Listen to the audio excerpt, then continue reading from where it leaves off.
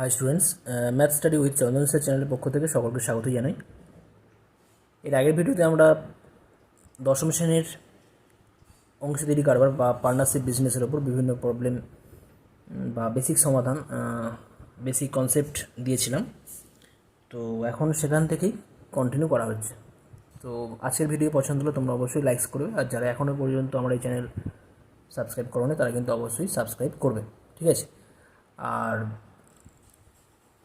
তো লাস্ট আমরা করেছিলাম প্রয়োগ 4 পর্যন্ত, তো সেখান থেকেই কন্টিনিউ প্রয়োগ 5। প্রয়োগ 5-এ দেওয়া রয়েছে যে 3জন অবসরপ্রাপ্ত ব্যক্তি 19,500 টাকা, 27,300 টাকা ও 15,600 টাকা মূলধন নিয়ে একটি লেদ কারখানা স্থাপন করার 1 বছর পর দেখলেন যে 43,200 টাকা লাভ হয়েছে, ঠিক আছে। এবার ওই লাভের 2/3 অংশ তারা সমান ভাগে এবং বাকি অংশ মূলধন অনুপাতে ভাগ করে নিলে কে কত টাকা পাবে নির্ণয় করুন। তো এই কোশ্চেনটাও কিন্তু আমাদের ঠিক প্রয়োগ 4-এর মতো সেম প্রবলেম, ঠিক আছে। তো মোট লাভের 2/3 অংশ তারা সমান ভাগে ভাগ করে নেবে, এই ব্যাপারটা রয়েছে। তো মোট লাভ কত হয়েছে না, মোট লাভ আমাদের 43,200 টাকা। তো মোট লাভের 2/3 অংশ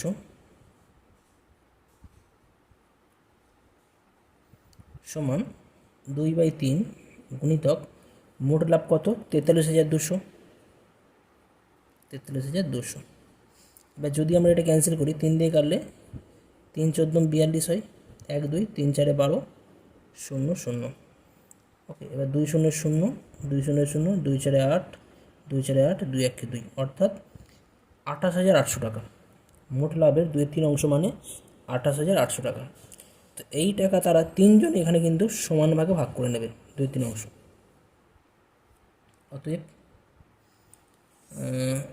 28,000 টাকা, 28,800 টাকা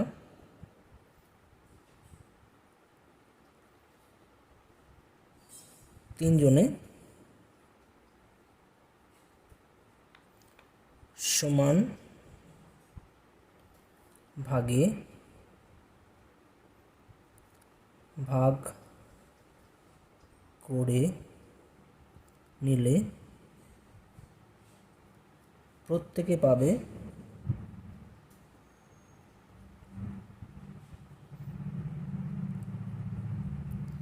সমান 28,800 বাই 3। 3 দিয়ে কাটলে হবে 3 9 27। ওকে, 1 পড়ে থাকবে 3 6 18, অর্থাৎ 9,600 টাকা করে প্রত্যেকে পাচ্ছে। আচ্ছা, এখন তাহলে বাকি টাকা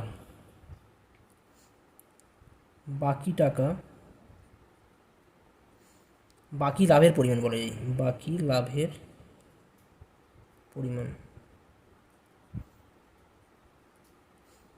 মানে 2/3 অংশ ভাগ করে নেওয়ার পর, অর্থাৎ 28,800 টাকা সমানভাবে ভাগ করে নেওয়া হচ্ছে। বাকি টাকা তারা মূলধন অনুপাতে ভাগ করে নেবে। তাহলে বাকি টাকার পরিমাণটা বার করা যাক। বাকি টাকা কত হবে না, 43,200 মাইনাস 28,800।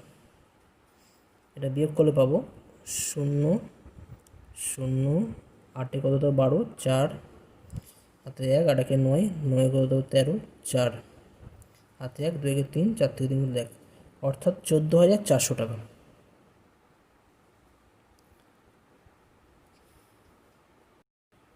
14,400 টাকা। তো এই টাকা তারা মূলধন অনুপাতে ভাগ করে নেবে। 3জন ব্যক্তির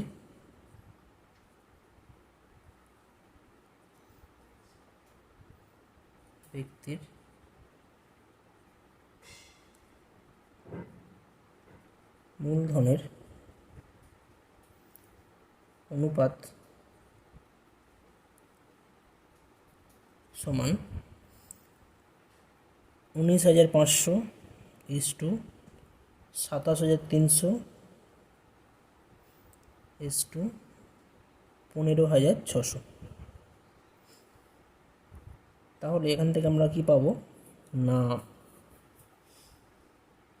যদি আমরা শূন্যগুলো ক্যান্সেল করি তাহলে পাওয়া যাচ্ছে 19,195 ইস্টু 273 1:156।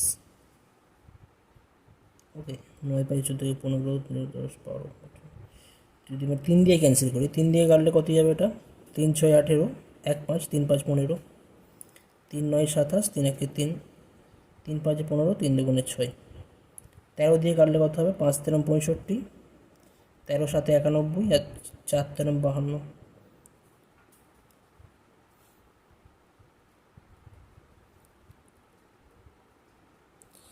এখন আমরা এখান থেকে তাহলে বাকি লাভের যে পরিমাণ, সেখান থেকে আমাদের প্রথমজন কত পাচ্ছে। অতএব 14,400 টাকা থেকে প্রথমজন পাবে সমান কত? 5/, এর আনুপাতিক ভাগাড় লিখতে হবে। 5/5 + 7 + 4, 5 + 7 + 5 + 7 করলে কত? 12, 12 4 16, ইন্টু কত টাকার মধ্যে? 14,400 টাকার মধ্যে, 14,400। ঠিক আছে, যদি আমরা এটা কাটাকুটি করি, 16 9 144 হয়, 500 দুটো শূন্য আছে, তাহলে 5 9 45, 4500 এত টাকা। তাহলে এত টাকা থেকে প্রথমজন পাচ্ছে এত টাকা। একই রকমভাবে 14,400 টাকা থেকে দ্বিতীয়জন পাবে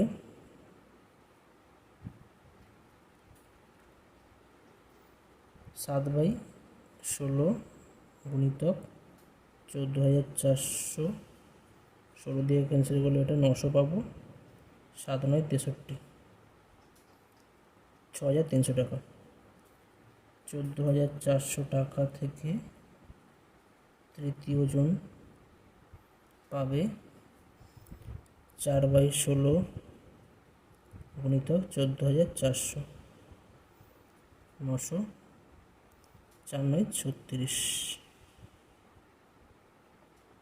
তো এখন বলা হয়েছে যে কোশ্চেনে যে কে কত টাকা পাবে মোট। ঠিক আছে, তো প্রত্যেকে এখানে কিন্তু একটা টাকা পেত, 9,600 টাকা করে প্রত্যেকে অলরেডি পেয়েছে, তার সাথে এগুলো আছে। অতএব প্রথমজনের বা মোট লাভ থেকে প্রথমজনের প্রাপ্য টাকা, অতএব মোট লাভ থেকে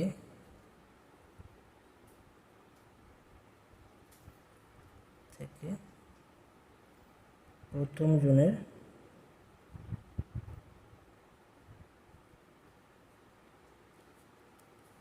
প্রাপ্য লভ্যাংশ সমান, প্রথমজন আগে তো 9,600 টাকা পেয়েছিল, 9,600, তারপরে পেয়েছে কত? 4,500, তাহলে হয়ে যাচ্ছে কত? 9,000 4,000 13,000, 14,100 টাকা হবে। ঠিক আছে, দ্বিতীয় জনের প্রাপ্য লভ্যাংশ 9,600 প্লাস আছে আমাদের 6,300, তাহলে 9 6 15, 15,900 টাকা। আর তৃতীয় জনের প্রাপ্য লভ্যাংশ 9,600 যুক্ত 3,600, তাহলে 3 9 12,000 টাকা, 12 আর সেটা 13,200 টাকা।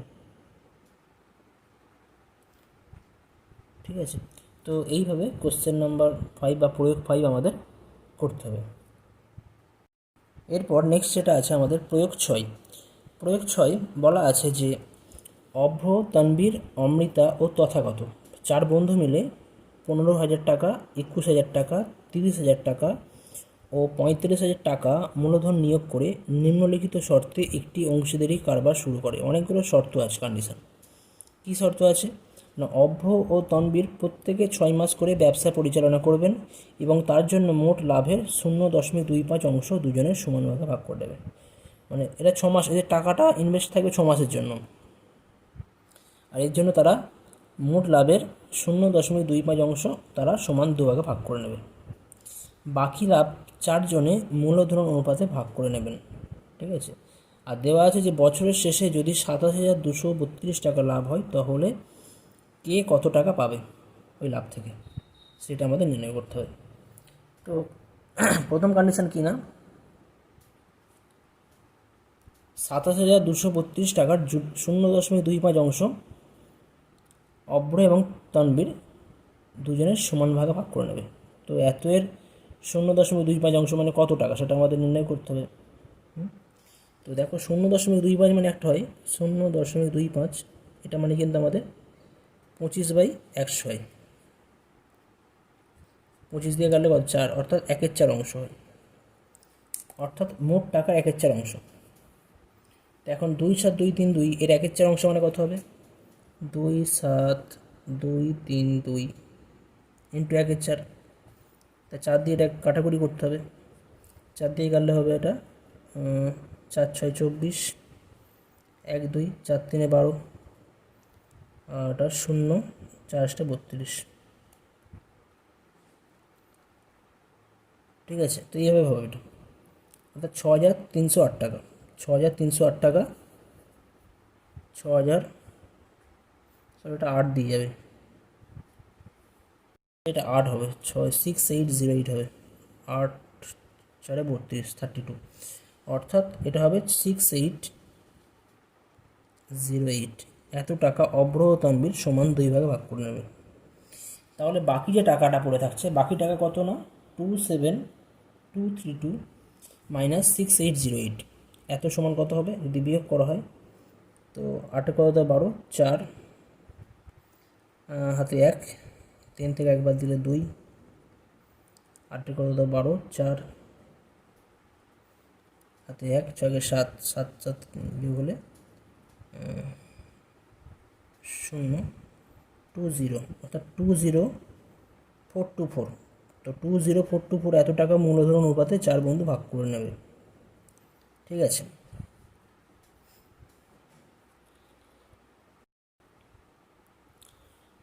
তো এখন এদের 4 জনের যত টাকা ইনভেস্ট করেছিল তাদের মূলধন অনুপাত কী হবে? অভ্র, তানবীর, অমৃতা ও তথাগতর মূলধন অনুপাত কত? 15,000 টাকা, 21,000 টাকা, 30,000 টাকা এবং 45,000 টাকা। তো যদি আমরা 3 দিয়ে ক্যান্সেল করি, 3 5 15, 3 7 21, 3 10 30 আর 3 15 45, অর্থাৎ 5:7:10, এটা হচ্ছে আমাদের মূলধন অনুপাত। এখন এই অনুপাতে এই যে টাকাটা, বাকি যে টাকাটা, এটা কিন্তু এরা ভাগ করে নেবে। ঠিক আছে, তাহলে মূলধন অনুপাতে এত টাকা থেকে অভ্র পাবে কত? আনুপাতিক ভাগার করতে হবে, 5/5 + 7 + 10 + 15 করা হয়েছে ইন্টু 20424। তো এটা করলে কত পাওয়া যাবে না, এটা করলে আমরা যেটা পাবো, এখান থেকে আমি এটা করছি, এখানে 5/5 7 12, 12 10 22, 22 আর 15 হয়ে যাচ্ছে আমাদের 27 37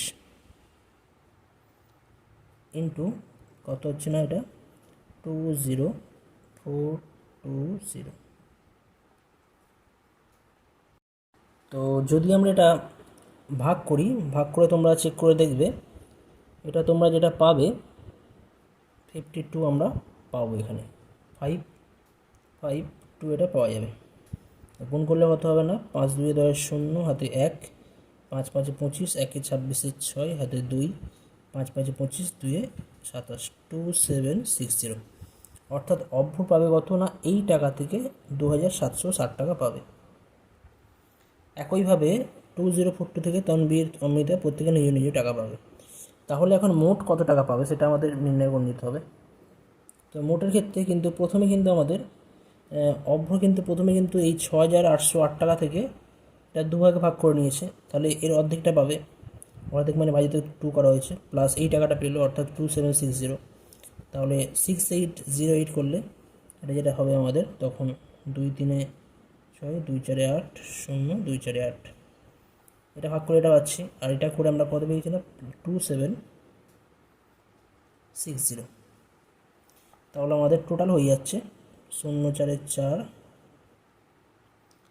6 7 4 11 1 হাতে 1 3 3 6, 6,164 টাকা পাচ্ছে অভ্র। একই রকমভাবে এখানে অভ্র পাবে কত, তো অভ্রের ক্ষেত্রে এটা আমাদের যদি গুণ করা হয় একেবারে 37 দিয়ে কাটলে 552, তো এটা হয়ে যাচ্ছে আমাদের 3404, আর এটা গুণ করলে আমরা পাবো 7 2 14 4 হাতে 1, 7 5 35, 1 36 6 হাতে 3, 7 5 35, 3 38, 38 যোগ করলে পাচ্ছি এটা 4 4 8, 6 0 যোগ করলে 6, 8 4 12 2 হাতে 1, 3 1 4, 4 3 7, অর্থাৎ 7268। তনবীর মোট টাকা পাচ্ছে 7268, অর্থাৎ 7268 টাকা। একই রকমভাবে যদি আমরা অমৃতার ক্ষেত্রে কিন্তু আমরা কিন্তু এই পার্টগুলো করবো না তখন, ঠিক আছে? অমৃতা আর তথাগতর ক্ষেত্রে কিন্তু এই পার্টগুলো করা হবে না, এই পার্টটা করা হবে না, এই পার্টটা হবে না, জাস্ট এই পার্টগুলো হবে। তখন হয়ে যাচ্ছে আমাদের 10/37 গুণিতক 20424, করলে আমরা এই অ্যান্সারটা পাবো। আর তথাগতর ক্ষেত্রে 15/37 37 ইন্টু 20424 করলে যদি আমরা ক্যালকুলেশন করি, করলে আমরা এইটা পাবো। এটা তোমরা নিজেরা চেক করে নেবে, ঠিক আছে? নেক্সট একটা মোস্ট ইম্পর্টেন্ট একটা বিষয়, তো অংশীদারি কারবার বা কে আমরা মিশ্র অংশীদারি কারবার বলা হয়, ঠিক আছে? কখন না, যদি দুজনের মূলধন সমান সময়ের জন্য ব্যবসায় নিয়োজিত হয় সেটা আলাদা হয় একটা ব্যাপার, আর যখন দুজন ইনভেস্টমেন্ট বা যারা ইনভেস্ট করে তাদের মূলধন যদি সমান সময়ের জন্য ইনভেস্ট না হয়। অর্থাৎ এখানে একটা প্রবলেম দেওয়া রয়েছে যে জয়া কাকিমা 10,000 টাকা মূলধন নিয়ে একটি ছোট হাতে তৈরি জিনিস বিক্রির ব্যবসা শুরু করলেন। 6 মাস পরে সুলেখা দিদি 14,000 টাকা মূলধন দিয়ে জয়া কাকিমার ব্যবসায় যোগ দিলেন। তাহলে 1 বছরে যদি 5,100 টাকা লাভ হয়, তাহলে কে কত টাকা লাভ পাবে?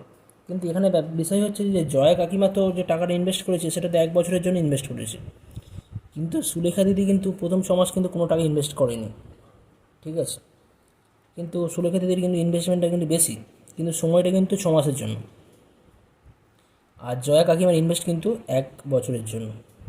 তো সেই হিসেবে কিন্তু মূলধন কিন্তু আমরা এখান থেকে ডাইরেক্ট আমরা নির্ণয় করতে পারবো না। তো সেই ক্ষেত্রে যখন আমাদের এই সময়ের ডিফারেন্স চলে আসে, যে যত টাকা ইনভেস্ট করা হয় সেই ইনভেস্টমেন্ট টাকার যে সময় যখন আলাদা হয়ে যায়, তখন তাকে আমরা বলে থাকি মিশ্র অংশীদারি কারবার। কী বলা আছে না, দুজনের মূলধন সমান সময়ের জন্য ব্যবসায় নিয়োজিত হয়নি, তাই না? একজনের জন্য 1 বছরের জন্য, আর একজনের ক্ষেত্রে 6 মাসের জন্য। তো যখন এই সময়ের ডিফারেন্স চলে আসবে, তখন তাকে আমরা বলছি মিশ্র অংশীদারি কারবার। তো যাই হোক, তো অংশীদারি কারবার দুরকম, একটা হচ্ছে সরল অংশীদারগণের নিজ মূলধন যদি সমান সময় ধরে ব্যবসায় নিয়োজিত থাকে, তবে তাকে আমরা বলে থাকি সরল অংশীদারি কারবার। আর কি একটা মিশ্র অংশীদারি কারবার, অর্থাৎ অংশীদারগণের নিজস্ব মূলধন যদি বিভিন্ন সময় ধরে ব্যবসায় নিয়োজিত থাকে, তবে তাকে আমরা বলে থাকি মিশ্র অংশীদারি কারবার। একটা সরল আর একটা মিশ্র। তো এই প্রবলেমটা কিন্তু আমাদের মিশ্র অংশীদারি কারবারের উপর বেস করে প্রবলেম। তো এটা আমরা এখন সলভ করব। তো এখানে প্রথমে জয়া কাকিমা ও সুলেখা দিদির ব্যবসায় নিয়োজিত মূলধনের সময়কে সমান করে নিতে হবে। আমার সময়টা সমান দরকার, সময় যদি সমান থাকে তাহলে সেখান থেকে আমরা খুব সহজেই মূলধন অনুপাত নির্ণয় করতে পারি। কিন্তু এখানে আমাদের যেটা দেওয়া রয়েছে যে একজনের সময় 1 বছর আর একজনের সময় হচ্ছে 6 মাস, তাহলে সময়টা ডিফারেন্স, সময়টাকে এখন সমান করতে হবে। ধরি জয়া কাকিমা 1 মাসে 10,000 টাকার জিনিস বিক্রি করে X টাকা লাভ করেন।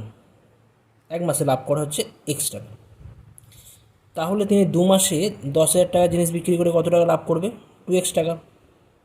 কিন্তু তিনি তো 1 বছর 10,000 টাকা ইনভেস্ট করেছে, তাহলে 1 বছর মানে 12 মাস, তাহলে 12 মাসে কত টাকা লাভ করবে না? 12X টাকা।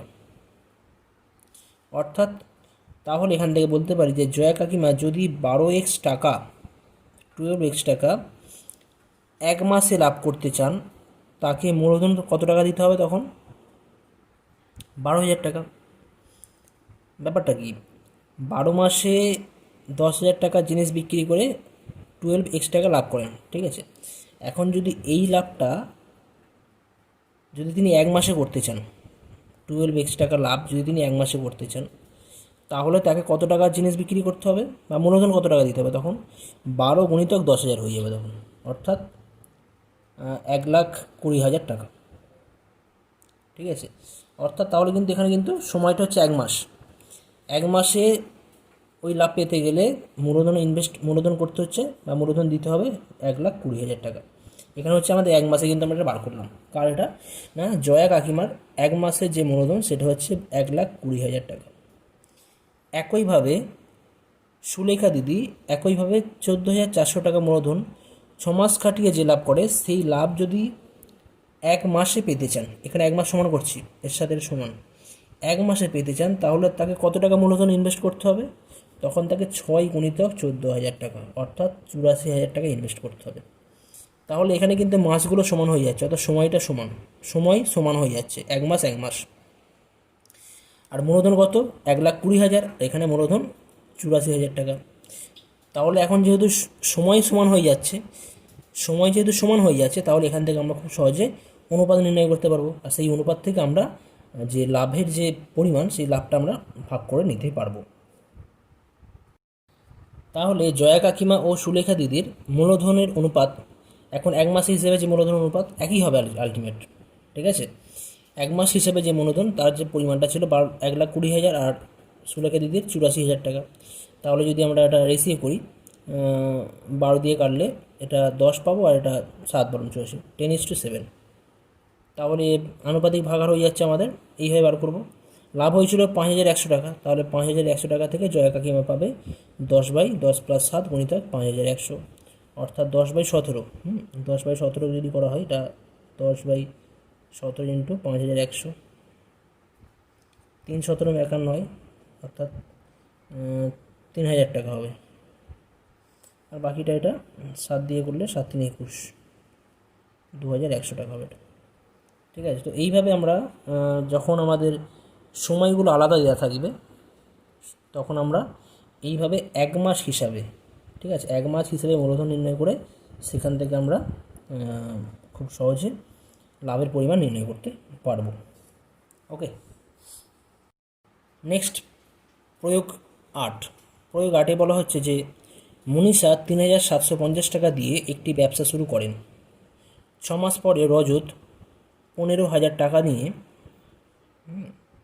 ওই ব্যবসায় যোগ দেন।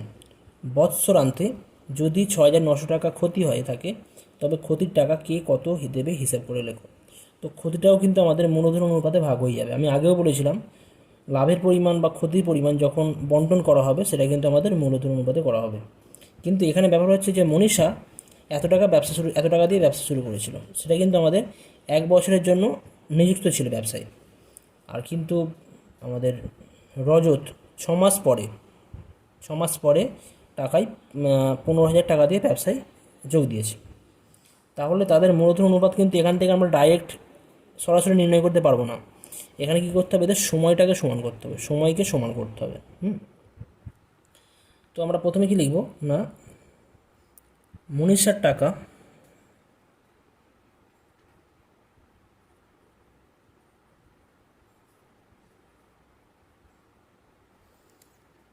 ব্যবসায়, মনীষার টাকা 3,750 টাকা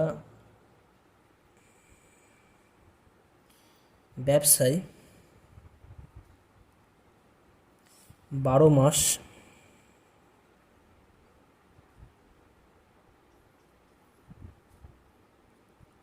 খেটেছে, বা 12 মাস ব্যবসায় যুক্ত ছিল। অতএব 1 মাস হিসাবে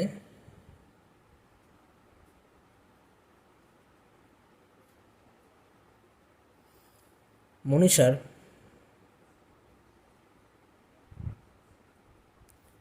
মূলধন বা ক্যাপিটাল এর পরিমাণ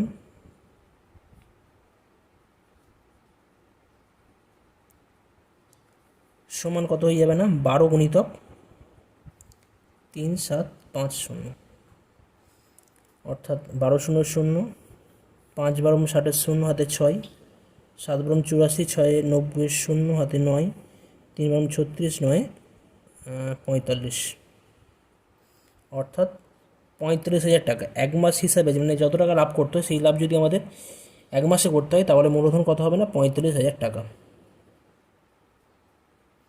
ঠিক আছে, কিন্তু রজতের টাকা কিন্তু ওই ব্যবসায়ী 6 মাস পরে, 1 বছরে যদি হয় তাহলে 6 মাস পরে রজতের টাকা দিয়েছে, তার মানে রজতের টাকা 6 মাস, রজতের এত টাকা আছে এখানে মনীষ স্যার, এত টাকা রজতের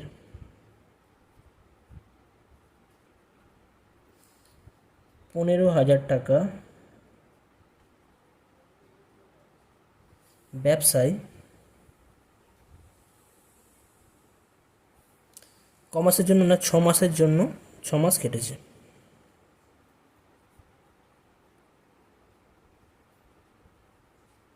অতএব 1 মাস হিসাবে রজতের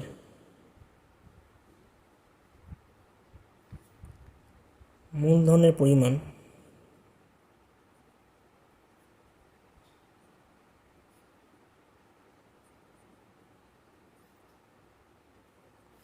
কত হচ্ছে না, 6 × 15,000, 6×15 90, অর্থাৎ 90,000 টাকা। এখন আমরা এখান থেকে কিন্তু তাহলে এখানে 1 মাস কিন্তু সমান সমান হয়ে যাচ্ছে। ঠিক আছে, তাহলে এখন আমরা মনীষে এবং রজতের মূলধন অনুপাত আমরা খুব সহজে নির্ণয় করতে পারবো। অতএব মনীষা ও রজতের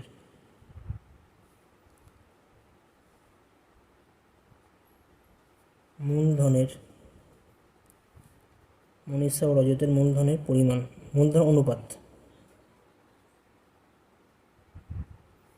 সমান 45,000 = 90,000। তাহলে জাস্ট যদি আমরা 35 দিয়ে কাটাকুটি করি, 0 এমনি কেটে যাচ্ছে, 35 থেকে 35 আর 35 2 1:2। এখন বৎসরান্তে দেওয়া রয়েছে যে 6,900 টাকা লাভ ক্ষতি হয়েছে। ঠিক আছে, তো ক্ষতির টাকা কি কত দেবে সেটা আমাদের নির্ণয় করতে হবে। বৎসরান্তে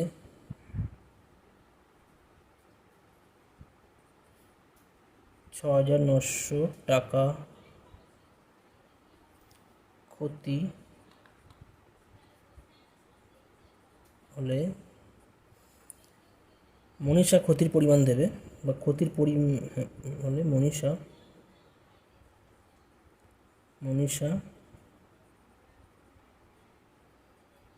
ক্ষতির পরিমাণ দেবে।